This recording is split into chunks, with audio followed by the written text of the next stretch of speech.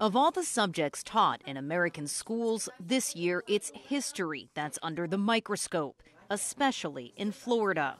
In July, the state's school board approved a new set of guidelines for how Black history is taught in public schools.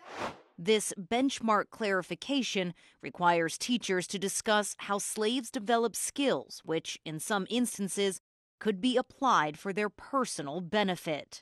To say that blacks learned something out of slavery wherein they had been tortured, maimed, killed, separated from their families, I think it's just absurd. Politicians need to get out of our classrooms. Teachers have the right to teach, and they have the right to teach honest history. And our students deserve the right to have honest and comprehensive history. The new requirements in Florida are part of a larger nationwide movement against so-called woke culture.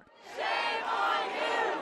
Some parents believing the public school system is being used to indoctrinate their often white children with liberal ideas. A belief spearheaded by Florida Governor and Republican presidential hopeful Ron DeSantis. We must ensure school systems are responsive to parents and to students, not partisan interest groups. At least 25, mostly Republican-led states now have restrictions on how teachers can talk about race, racism, gender, and bias in K-12 classrooms. And according to a report by the RAND Corporation, a quarter of educators say they've already altered the instructional materials they choose and how they teach. Longstanding policies about race are also under threat in higher education. Earlier this summer, the U.S. Supreme Court struck down affirmative action, barring colleges and universities from considering a person's race during the admissions process. The oldest son of civil rights leader Martin Luther King Jr. says the new laws are an attempt to push history out of the American system. All of this history is revisionist history.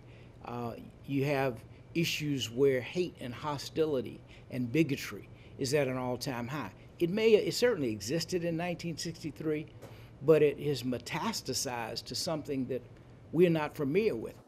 A warning that if the next generation doesn't know their true history, they could be doomed to repeat it. Toni Waterman, CGTN, Austin, Texas.